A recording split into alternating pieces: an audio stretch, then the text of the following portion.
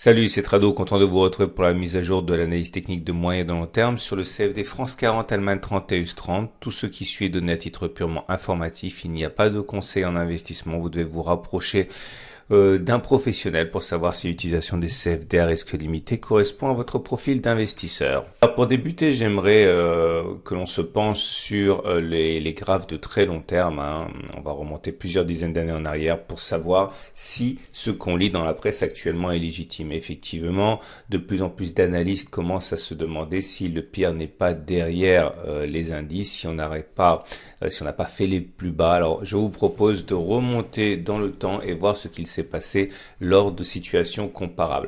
Alors pour ce petit backtest très insuffisant en termes statistiques, puisque heureusement ce genre de catastrophe n'arrive pas souvent, on a quand même quelques occurrences, mais c'est simplement pour avoir déjà une idée de ce qu'il est légitime de demander et ce qu'il est légitime d'attendre. Donc le but du jeu ici est de savoir ce qui s'est passé les précédentes fois que, comme actuellement, l'indice parisien perd 20%, plus de 20% en une jambe. Ok, ce qui est le cas ici puisque le France 40 avait perdu et a perdu 40% en une seule accélération baissière sans consolidation.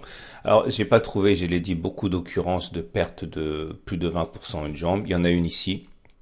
Ok, on a perdu 20%. Ah oui, j'insiste aussi, et ceci à partir d'une tendance haussière, pas que la tendance était déjà baissière.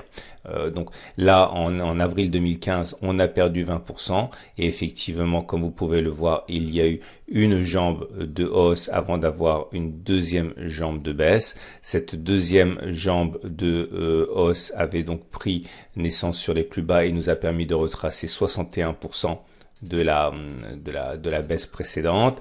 Autre exemple ici, là ça n'est pas valable parce que la première jambe de baisse ne faisait pas au moins 20%, elle faisait 14%, donc elle sort du cadre de l'analyse. Ici, en 2000, on a eu effectivement une accélération baissière, une rémission, une deuxième accélération baissière. La première accélération suivie du rebond technique nous a amené à visiter 38,2%, donc actuellement ce qu'il se passe. Le troisième exemple a été donné ici, c'était en 1998. On a eu une accélération baissière première à 34%, donc assez similaire à ce qu'on a connu actuellement. Et là, vous voyez, il y a eu ce qu'on appelle un V-corner, puis il n'y a pas eu de deuxième jambe. Un petit peu plus tôt, c'était dans les années 90 également, c'était en 1994, une accélération à 21%, une rémission qui nous a permis d'aller retracer 50%, quasiment 60% de la baisse avant de replonger pour une deuxième attaque baissière. Et dernier exemple en date ici, en 1992, une accélération première à 21%, une rémission qui nous a permis sur cette bougie de rebond technique de reprendre 61,8% de la baisse avant de replonger dans la foulée. Autrement dit, ça nous donne la chose suivante. Sur 5 accélérations baissières uniques, alors qu'on était en tendance haussière avec une baisse primaire de au moins 20%, on a eu trois fois une jambe de baisse secondaire et 2 fois non. Alors, tout ça pour dire que effectivement, il est peut-être légitime de s'attendre à une seconde jambe de baisse. Et le fait que l'on ait retracé une si grande distance depuis les plus bas, puisqu'on a pris 25% depuis les plus bas, 26% sur les CFD France 40, nous a amené à un niveau de retracement de Fibonacci qui est de 38,2% et c'est totalement en ligne avec ce qu'il s'est passé précédemment avant d'avoir une deuxième jambe de baisse. Alors je ne suis pas en train de vous dire qu'il y aura une deuxième jambe de baisse.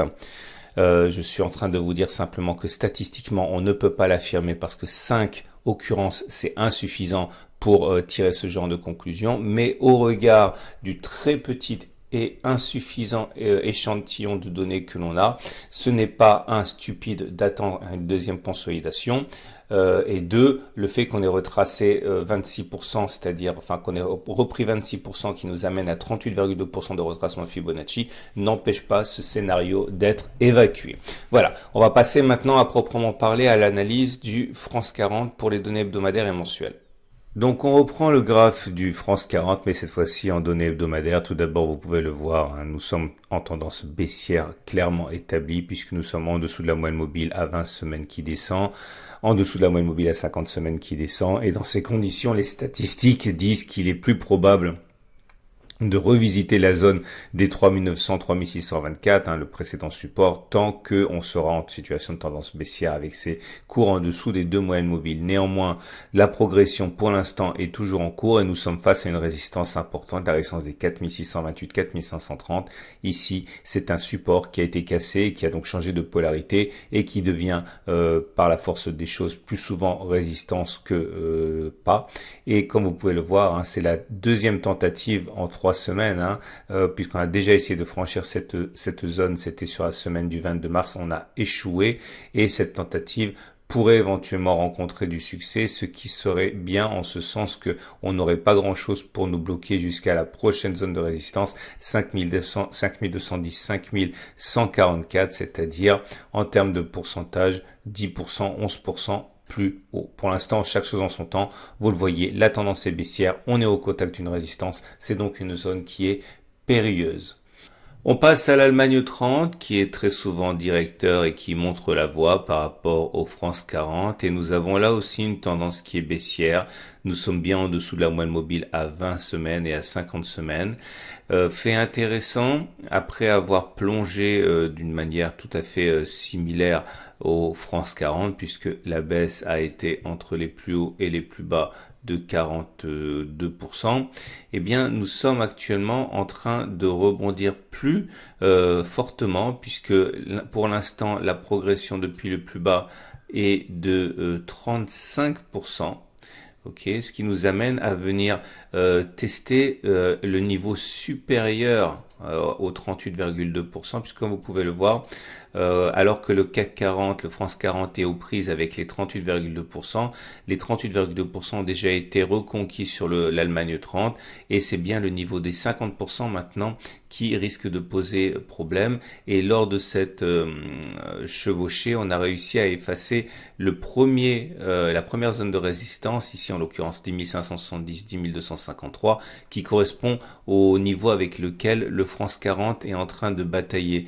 En ce sens, c'est intéressant puisque cela pourrait effectivement montrer que le France 40, comme l'Allemagne 30, peut effacer sa première résistance et peut effacer les niveaux des 38,2% de Fibonacci. Et c'est en ce sens que c'est intéressant effectivement à garder sous le coude. Mais la tendance est toujours baissière, même si le rebond est plus important que sur le France 40. On va terminer maintenant avec le dernier indice qui nous intéresse, l'US 30.